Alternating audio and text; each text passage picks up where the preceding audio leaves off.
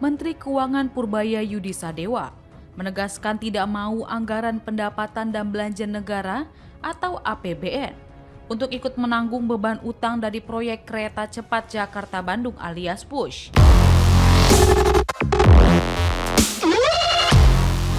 Selamat datang di channel YouTube Fernando De Capri, channel yang membahas politik dan hukum, channel tempat berkumpulnya orang pintar. Kata orang bijak, orang pintar ketemu dengan orang pintar. Orang pintar tidak akan ketemu dengan orang bebal. Pada hari ini kami membahas terkait penolakan yang dilakukan oleh Menteri Keuangan Purbaya terhadap utang kereta api cepat WUS. Ya, kita melihat tindakan yang dilakukan oleh Menteri Keuangan Purbaya luar biasa. Ya, pengamat ekonomi menilai utang proyek kereta api cepat Jakarta-Bandung yang mencapai 118 triliun sebagai bom waktu. Ya, itu menurut pengamat ekonomi ya. Katakan ini bahaya nih kalau utang tersebut tidak direstrukturisasi kepada Bank China. Ya, walaupun itu dikatakan dia sangat tidak gampang. Sebelumnya Chief Operating Officer Danatara Doni Askaria menyodorkan tawaran kepada pemerintah untuk menyelesaikan utang proyek KCJB. Tawaran ini meminta kepada pemerintah untuk melakukan penyertaan modal kepada PT Kereta Api Indonesia selaku pemimpin konsorsium kereta api cepat. Dan sebagai gantinya pemerintah mengambil alih infrastruktur proyek tersebut. Ini diajukan oleh COO Danatara Doni Oskara. Ya, jadi lagi-lagi udah mulai terasa utang terhadap proyek KCJB ya. Nah, atas usulan tersebut Menteri Keuangan Purbaya Yudi Sadewa menolak usulan Danatara karena dia mengatakan ya, ini akan mengganggu ya APBN. Menurut Purbaya harusnya Danatara tidak perlu mengajukan penyertaan modal lagi karena menurut Purbaya Danatara kan sudah memperoleh dividen dari BUMN ya, dan dividen itu tidak kecil sampai 80 triliun per tahun. Ya, dia bilang harusnya Danatara bisa mengelola dividen 80 triliun itu. Jangan melibatkan pemerintah dalam hal ini APBN. Ya, jangan lagi. Nah, sebelumnya Direktur Jenderal Pengelolaan Pembiayaan dan Risiko Kementerian Keuangan Suminto mengatakan utang kereta cepat merupakan B2B atau business to business. Ya, artinya tidak ada utang pemerintah di situ. Makanya seperti kata Purbaya, harusnya Danatara selaku pengelola dari BUMN bisa mengelola dividen 80 triliun per tahun yang diperoleh oleh Danatara. Ya. Sebenarnya berapa utang proyek kereta cepat? Ya, menurut data yang kami dapatkan bahwa kereta api cepat ini kan dalam PSN ya, proyek strategis nasional yang dibangun sejak 2016 dan resmi beroperasi pada Oktober 2023. Nilai investasi proyek Jumbo ini mencapai 7,27 miliar US dollar atau setara dengan 118,37 triliun. Angka ini termasuk pembengkakan biaya atau cost efferium sebesar 1,2 miliar dolar. Ya. Dari total investasi tersebut, sekitar 75% dibiayai melalui pinjaman dari China Development Bank atau CDB. Ya. Perlu kita ketahui bahwa KCJB atau proyek kereta api cepat US ini digarap di bawah pengelolaan konsorsium PT Kereta Cepat Indonesia China, ya, KCIC. Ya. Sebanyak 60% konsorsium ini dipegang oleh PT Pilar Sinergi BUMN Indonesia, PSBI. Dan sisanya dimiliki konsorsium China Railway yang terdiri dari 5 perusahaan. Apa aja PSBI itu? Atau PT Pilar Sinergi BUMN Indonesia? Di situ ada PT Kereta Api Indonesia yang menguasai saham mayoritas sebesar 58,5%. Lalu PT Wijaya Karya 33,4%. PT Jasa Marga 7,1%. Dan PT Perkebunan Nusantara 8 sebesar 1,03%. Ya, itu pemegang saham PT Pilar Sinergi BUMN Indonesia, ya, atau PSBI. Tahun 2024, PSBI mencatat kerugian sebesar 4,2 triliun. Dan hingga saat ini, kerugian tersebut 4,2 triliun itu masih terus berlanjut, ya. Karena tingkat keterisian penumpang masih di bawah harapan. Per semester 1 2025, kerugian tercatat senilai 1,63 triliun. Bayangkan ya, dari 2024 4,2 triliun. Lalu di semester 1 2025 tercatat kerugian 1,63 triliun. Sementara nilai rugi bersih PSBI yang dikontribusi ke KAI mencapai 951,5 miliar rupiah per Juni 2025. Ya, pendapatannya hanya 951,5 miliar pendapatannya. Baik, utangnya aja, kerugiannya sudah mencapai hampir 6 triliun. Sementara rugi bersih atau untungnya mungkin sekitar baru 951,5 miliar. Ya.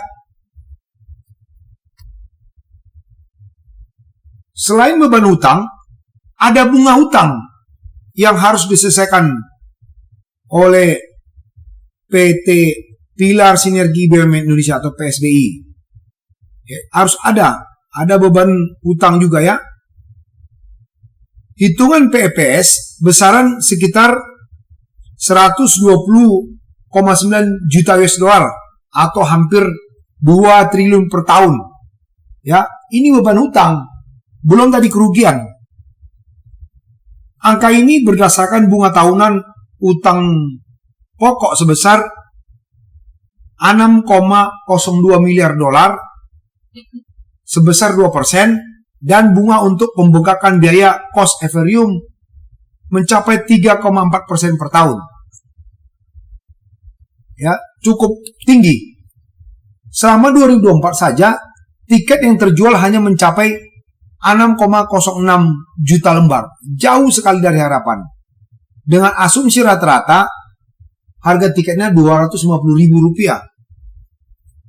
Sehingga total pendapatan kotor kereta api cepat diperkirakan hanya sebesar 1,5 triliun, ya, per tahun. Ya, masih jauh dari besaran biaya bunga utang, ya. Bunga utangnya tadi itu sudah 2 triliun per tahun. Sementara kerugian mencapai 6 triliun. Ya. Jadi udah bengkak banget ini PUS ini. Oleh karena kerugian yang diderita PT Pilar atau kereta api cepat tersebut, membuat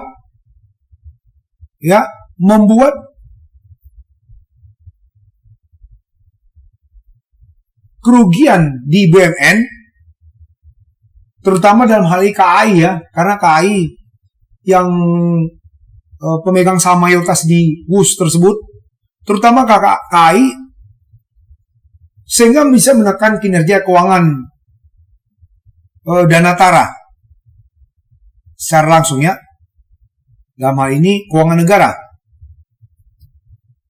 ya. Sementara menurut para ekonom, seharusnya PT KAI dan Danatara mengajukan restrukturisasi pinjaman ke China Development Bank untuk meringankan beban agar ditinjau ulang masalah bunganya. Menurut Antoni Budiawan, ya, bila bisa direstrukturisasi, maka pasti China mensyaratkan KAI setidaknya membayar sejumlah pokok pinjaman terlebih dahulu. Pasti itu kan ya. Kalau mau direstrukturisasi, pasti China bilang bayar dulu ini bunga pokok dibayar dulu. Ya, baru kita bisa restrukturisasi. Ya. Nah, perlu kita ketahui bahwa bunga utang dari ini ya, China Development Bank itu 2% dan 3,4%. Ya. Harusnya diminta 0,1% seperti Jepang pada saat itu. Nanti akan kita bahas siapa sih pertama yang mengajukan proyek kereta api cepat ini. Siapa yang pertama membuat survei ini. Bayangkan Jepang aja bunganya itu 0,1%. Ya. Sementara China 2% dan 3,4%. Ada apa nih? Ya, perlu kita ketahui bahwa pada saat itu Menteri BUMN-nya adalah Rini Sumarno. Ya, nanti KPK juga bisa menelisik ini. Kita harapkan KPK turun tangan untuk melihat kenapa ini bisa terjadi. Kenapa Jepang yang menawarkan 0,1% bunganya per tahun, kenapa pula jatuhnya ke China yang bunganya 2% dan 3,4% per tahun. Ya. Ini harus diapa KPK ini juga nih, ditelisik. Kalau misalnya KAI dan Danatara tidak mengajukan restrukturisasi utang, kemungkinan menurut para ekonom ini akan terjadi default atau gagal bayar. Ya, sehingga proyek kereta api cepat ini sesuai dengan perjanjiannya akan di take over China secara keseluruhan. Tapi tidak mungkin lah mau pemerintah, malu lah ya. Tapi lagi-lagi Menteri Keuangan bilang Danatara harus bisa ini independen, harus bisa mengelola uang 70 triliun tersebut dividennya. Ya, jadi lagi-lagi ini seperti buah si malakama ya. Kenapa tidak dulu kepada Jepang? Ada apa? Nanti kita bahas. Perlu kita ketahui bahwa awal mula kereta api cepat Jakarta-Bandung sebenarnya pertama sekali diajukan oleh pemerintah Jepang. Ya, mereka yang mengusulkan kepada pemerintah Indonesia pada saat itu, kepada Jokowi, Menteri BUMN-nya pada saat itu Rini Sumarno. Ya, Jepang pertama mengajukan bagaimana supaya ini kita transportasi terutama kereta api itu bisa lebih modern. Karena kita ketahui bahwa Jepang itu Ya, salah satu juga pencetus kereta api cepat. Ya, ada Jepang, ada China, ya, Amerika, Prancis, Jerman, ya. Jadi pertama sekali yang mengajukan kepada pemerintah Indonesia adalah Jepang pada saat itu. Melalui Japan International Cooperation Agency atau JICA,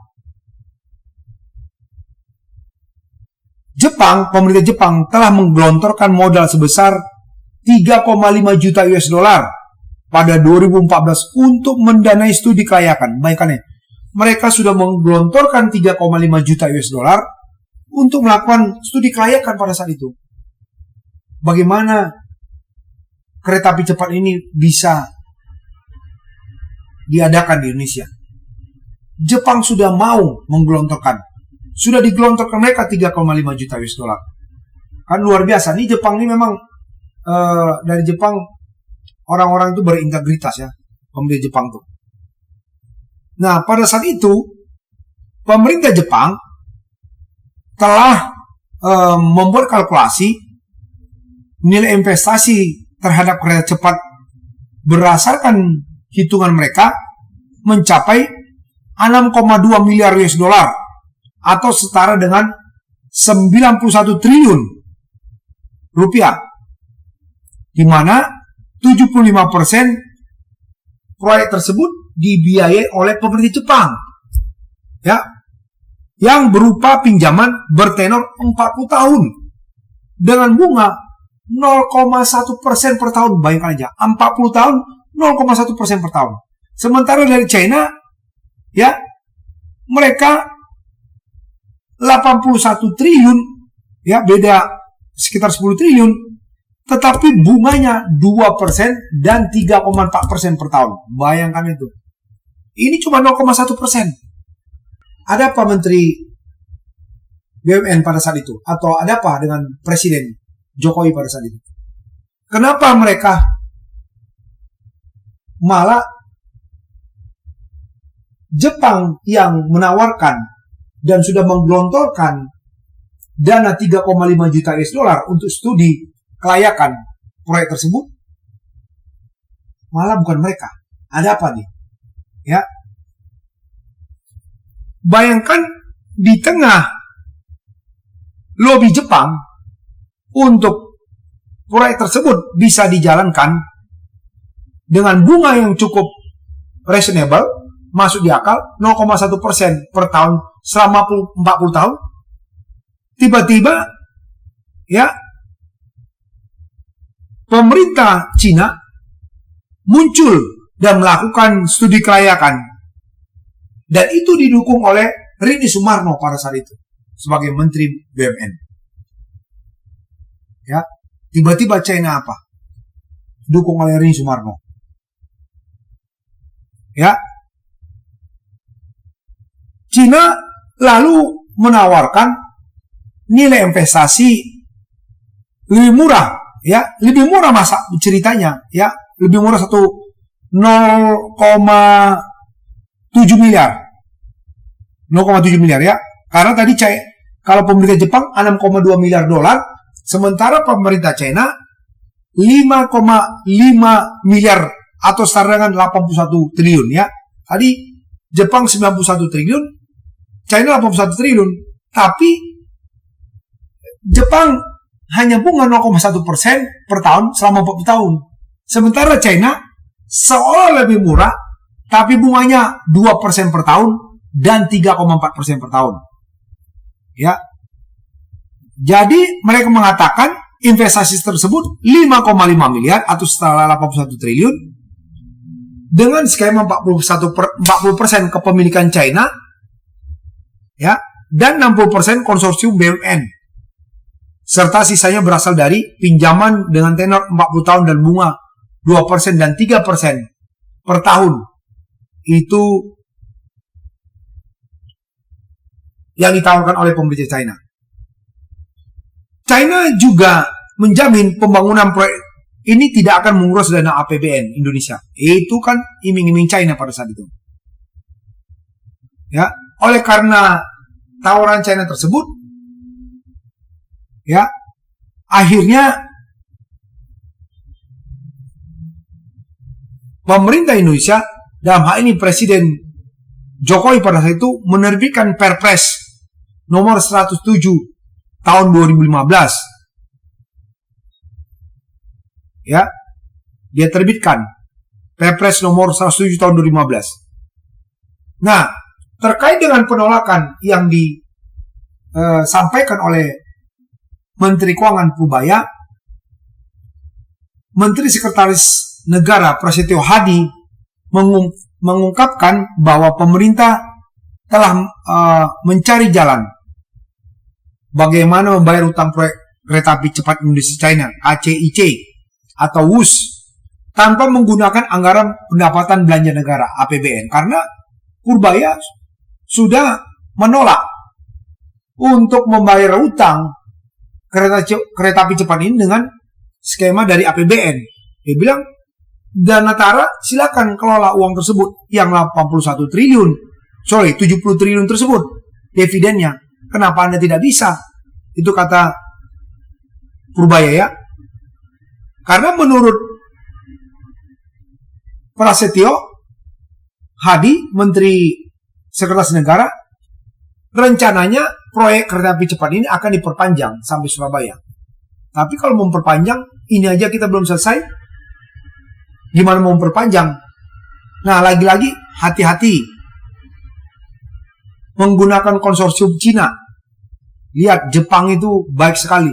Mereka menawarkan hanya 0,1% per tahun selama 40 tahun. Beda dengan Cina. Ada apa nih? Kenapa Cina diterima? Ini harus ditelisik juga oleh KPK, ya. Kenapa sampai tawaran dari pemerintah China diterima yang bunganya 2% dan 3,4% per tahun, sementara dari Jepang yang cuma 0,1% ditolak, ya. KPK harus menelisik ini. Kenapa bisa demikian? Ya, jadi lagi-lagi baru kali ini saya lihat Menteri Keuangan kita, ya, sehebat Purbaya. Ya, saya salut sama Menteri Keuangan. Dan saya kali ini saya katakan salut sama Pak Prabowo. Saya salut sama Anda. Ya, berani mengganti Menteri Keuangan. Menteri Keuangan yang lama yang cuma bisa omong-omong, nambah utang luar negeri. Ya, APBN hanya dikenakan melalui pajak kepada rakyat kecil, bukan kepada ini, ya, perusahaan-perusahaan besar. Cuman berani sama rakyat. Kalau Menteri Keuangan yang lama. Kalau Purbaya, dia jelas-jelas menolak, ya, terhadap juga para pengemplang pajak. Dia bilang tidak akan ada ini, ya, pengampunan amnesti pajak kepada para pengemplang pajak, terutama pengusaha-pengusaha besar. Dan dia akan mengejar katanya 60 triliun lagi uang pajak yang sekarang belum dibayarkan oleh pengusaha-pengusaha besar. Jadi kita salut sama Menteri Keuangan Purbaya sekarang nih. Berani, tegas. Ya, Pak Prabowo tidak salah memilih Anda. Luar biasa kali ini saya bilang Pak Prabowo. Baru ini saya lihat, ya, menteri di era Pak Prabowo yang saya angkat jempol. Baru ini. Ya, baru ini satu-satu menteri yang di era Prabowo, menterinya berani menolak. Dia tidak mau kerjasama sama DPR. Kalau dia angkatnya DPR tuh hanya bagaimana untuk menguntungkan. Kalau dulu kan Menteri Keuangannya tunjangan DPR dikasihnya, tunjangan rumah, pokoknya apapun diminta DPR setuju sama dia. Ya, supaya dia dipuji-puji. Kalau sekarang Menteri Keuangannya malah berani menolak DPR. Ini luar biasa. Ini sekarang Menteri Keuangan ini menjadi rakyat, menjadi idol di tengah masyarakat terhadap Purbaya. Ya, Pak Purbaya, tetap ya Pak, ya, jangan Anda ini surut Kalau Anda berani, pasti rakyat akan mendukung Anda. Dan saya yakin nanti di bawah Anda sebagai Menteri Keuangan, ini utang-utang luar negeri di bawah pemerintahan Pak Prabowo mungkin bisa diselesaikan satu persatu. Ya, salut kepada Pak Prabowo yang mengangkat Menteri Keuangan Purbaya, dan salut kepada Pak Purbaya yang selalu membuat kebijakan tidak populis kepada para pengemplang pajak dan kepada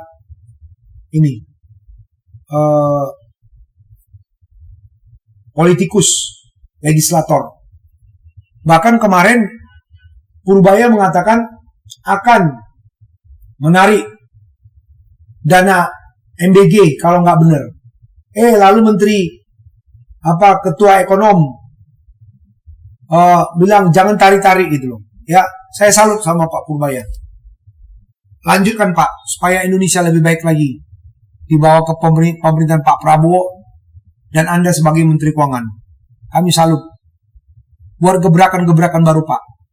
Ya, kemarin juga Anda juga mengatakan Pertamina manja-manja, nggak mau bangun kilang. Ya, akhirnya direspon Pertamina. Ya, jadi harus begitu Pak. Di negara ini harus begitu. Harus ada orang-orang seperti Bapak yang berani mendobrak oligarki, berani mendobrak birokrat yang tidak benar, sistem birokrasi yang buruk. Bapak harus dobrak untuk kemajuan bangsa dan negara ini, untuk kesejahteraan rakyat. Ya, itu aja mungkin yang bisa kami sampaikan. Bagi para penonton channel YouTube Fernando DiCaprio yang belum mensubscribe channel kami, tolong di-subscribe, share kepada teman-temannya. Karena channel ini channel politik dan hukum, bukan channel gosip-gosip. Ya, bukan channel gosip-gosip. Channel yang mendidik supaya Anda tercerahkan. Bagaimana suatu saat kalau Anda bermasalah dengan hukum atau Anda mau tahu tentang hukum dan politik di Indonesia, sudah tepat Anda untuk memfollow channel ini, mensubscribe, nyalakan loncengnya, sehingga kalau ada video-video baru, Anda ada pemberitahuan. Share kepada teman-temannya, buat di kolom komen ya terkait video-video yang kami sajikan. Itu aja yang mungkin kami sampaikan. Tetap semangat, jaga persatuan dan kesatuan bagi seluruh rakyat Indonesia. Terima kasih, selamat siang.